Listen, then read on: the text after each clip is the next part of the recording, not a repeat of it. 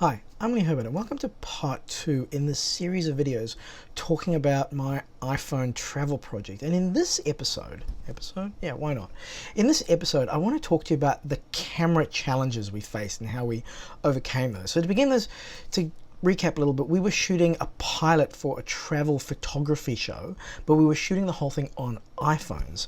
So the first challenge was what app to use on the iPhone in order to shoot the video. So to begin with, we tried with the native camera app, and there's some really cool features in the native camera app for video. It's got some really good slow motion. It's got that HDR thing that it's doing with video now, which I mean is pretty amazing in terms of the AI and the computational stuff that it's doing. But the challenge was that movement didn't look quite right. And it's quite obvious as to why that is. It's because it doesn't allow you to lock your shutter speed. So the camera, the native camera app, is adjusting the shutter speed depending on the lighting around you. So, I mean, you could add some ND, but because you're not sure how much ND you need for that particular environment so that you can force it to set the shutter speed, it'd be better if you could just use an app that allows you to lock the shutter speed. And so that's where Filmic Pro came in. So for those who don't know, so Filmic Pro is an app that you can download for your phone, which allows you to have really cool manual controls over your camera. Now, I could do a couple of hours on all the features that are in here, but I'm not going to do that right now. I just want to focus on the shutter speed element. So the really cool thing with Filmic Pro is if I tap on this little circle towards the bottom left hand corner of the screen, that brings up these tools, and on the right hand side I can adjust my focus by scrolling that up and down. I can tap and then have it adjust my zoom by scrolling up and down. But on the left hand side you have your shutter speed on the bottom and your ISO on the top. So when I adjust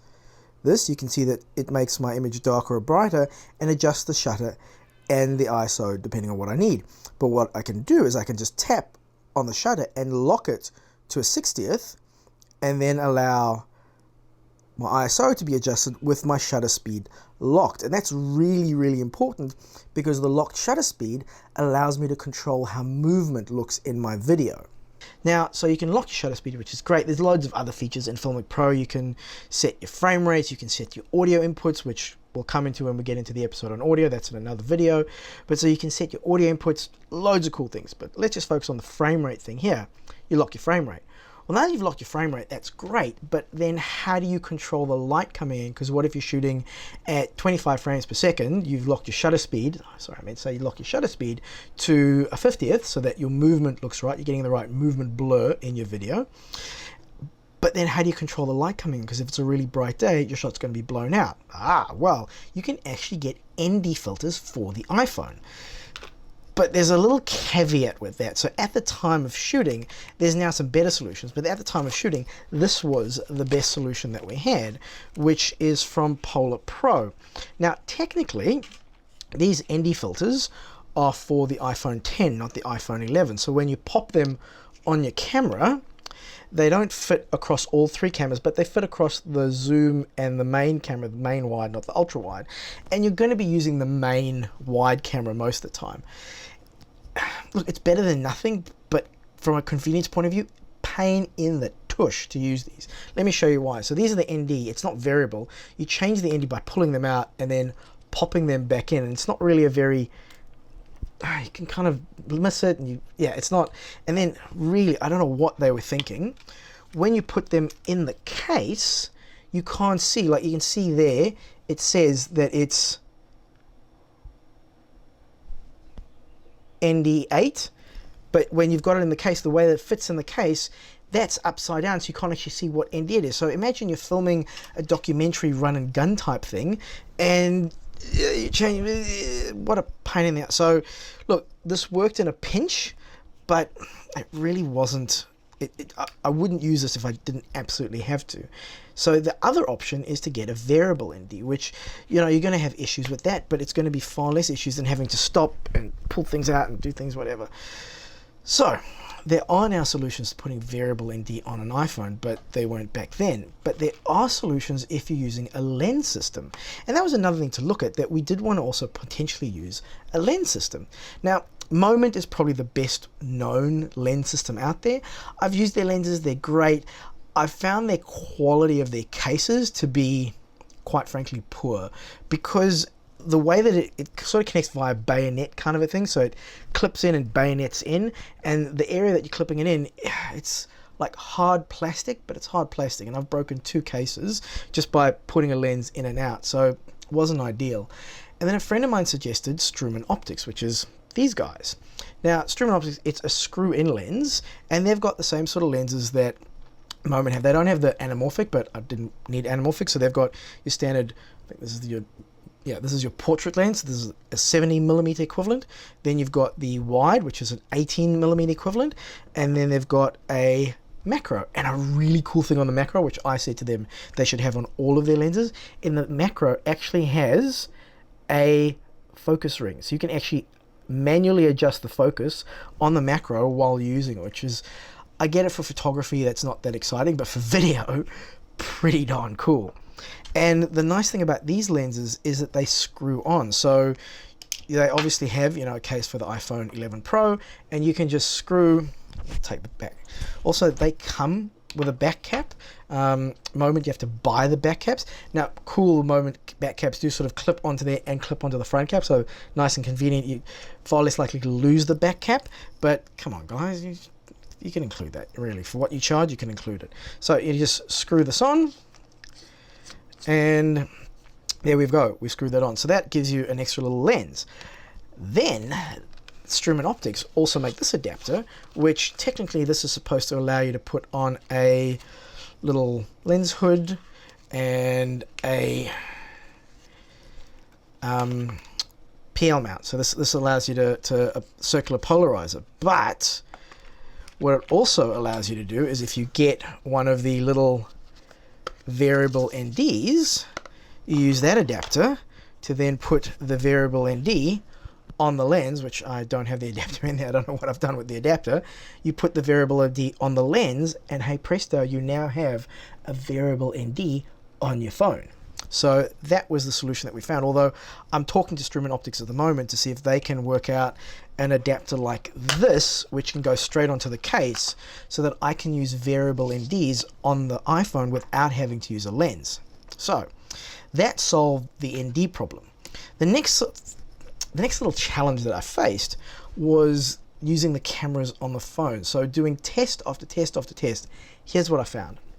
The wide lens on the phone, like your standard lens on the phone, is definitely your best camera by far. The ultra wide, pretty good. The zoom lens, pretty good. But once you put a zoom lens on the zoom lens here, it got very, very soft around the edges. So, I mean, most people on pixel peeping the way I am. So most people on sort of, oh, that's soft, that's not, like, most people are going to be focusing on the center. I'm sorry. Oh, shush, Siri. Most people are going to be focusing on the center of the image, so you're probably all right. But just, it's worth being aware that if you are going to use something where you're going to maybe doing a focus pull from something over there, something over there, something on the outside, something on the inside, the outer edges of your zoom lens on your phone are going to be a bit softer than the center. Like, that happens with all lenses, but it was a lot more noticeable to me on the phone. So that solved the ND problem, kind of, and there's better solutions out there now. And then I needed a gimbal, because we were going to do some gimbal shots and what have you, and this is the gimbal that we went with. So this is the Zhiyun Q2 Smooth. Couple of nice features that I liked about this. Number one, it's got a pop-out bracket, so you can have your phone on this bracket, and then it can just pop out, so you can leave this bracket on your phone, and when you want to, you just pop it back in, close it down, and hey presto. So I can just take that bracket off, pop it on my phone like so, and then leave it alone, blah blah, filming. Want to do some gimbal stuff, pull out the gimbal, pop that in there, lock it down. Let's see if there's any battery left in here. Switch it on, and hey presto, we're away. And you can see, fairly sort of stock standard. You can balance it as well, so you need to balance with the lens. You could balance it with the lens, but you needed a counterweight on the other side, and it wasn't ideal. Also, sometimes with the ultra wide, you're going to see it, like, you could do this to try and not see the frame in the ultra wide, but just something to be aware of. The things that I really liked about this, the size. Like, this is tiny and really, really convenient just having a bag. Let's pop that off. So, I mean, look at that. It's really small. It spins all the way around. Small thing, but I like that. Interchangeable battery. So that's another nice feature that I liked about it. Oh, hello. So, I mean, I'm sure you can get these from them as well. Interchangeable battery is good because the idea behind this show was we could be out for an entire day and we don't have time to go back to a studio or where have you to recharge things. Also, you can charge this off of a battery pack. So if you've got, obviously I've got a couple of battery packs for my phones because those are our cameras. We need to charge them on the day while we're shooting. You could charge them off, you could charge this off the battery pack as well. A couple of little things I didn't like about this. There's a setting in the app. It's got quite a full-on app that you can use, which is great. But it's got a setting in the app that supposedly allows you this little joysticks. You can adjust having it turn left or right or what have you. You can adjust the speed at which it turns. I tried and could not work out how to get it to actually work. So it'd be nice if that was a bit more user-friendly. Also the time-lapse function, which it's got, I've used others which were better, let's just say that. So I'd love to work with these guys to get their time-lapse function and their app to be a little bit more user-friendly. So that was the gimbal we used, that was the lenses we used, that was the ND filter we used.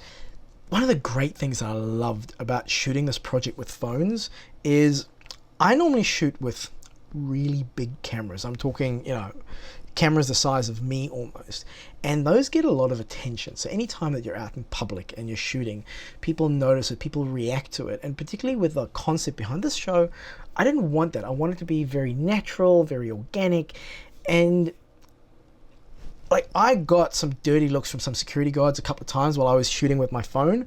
Like they're kind of like, what? Because the phone was on a gimbal. They're like, what's going on there? But they look at it and they go, oh, it's just a phone. No one sort of pays attention. And that's one of the things that I really think stands out with this project was that it opened my eyes to the possibilities that you could do with shooting phones. Now, one thing to, again, a little caveat on that is low light. Phones are not there yet in low light, so if you're going to be shooting in low light, you have to bring lights because the phone in low light just looks rubbish. So that's definitely something to be aware of.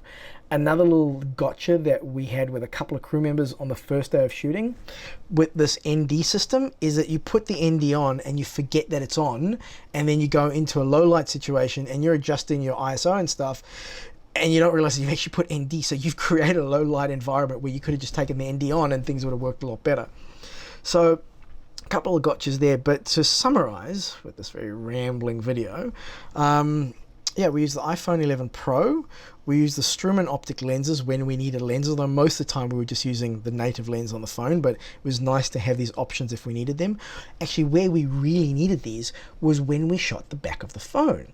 So obviously one of the things with this project was it needed to be an instructional video, so we wanted the audience to be able to see the back of our talents' phones when they're doing stuff on the phone. Now we could do screen recordings, but I did a couple of tests, and it takes the audience out of the moment, I felt, because if when you'll see in the video when you go to the phone, if we just sort of had it go to a static image and then you just see, you know, the back of a screen recording phone, it just didn't look right to me.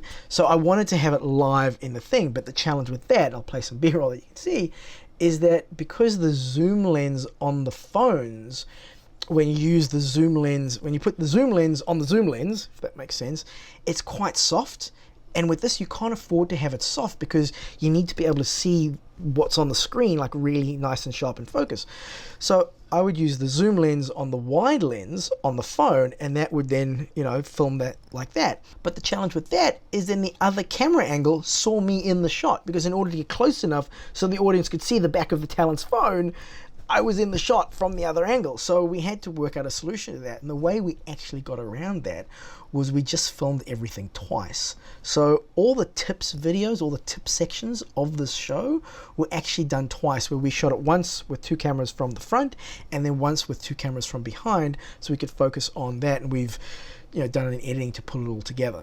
So yeah, that's looking at the phone, the lenses, the ND filters, which there's better solutions out there now, thank heavens, and the gimbal that we used. I hope that was informative. I hope you enjoyed that. In the next episode, we're going to look at some of the audio challenges that we faced and how we overcame them. And yeah, as usual, be sure to subscribe if you liked it. give us a thumbs up. If you didn't like it, give us a thumbs down, and let us know why, please, in the comments below, and I'll catch you next time.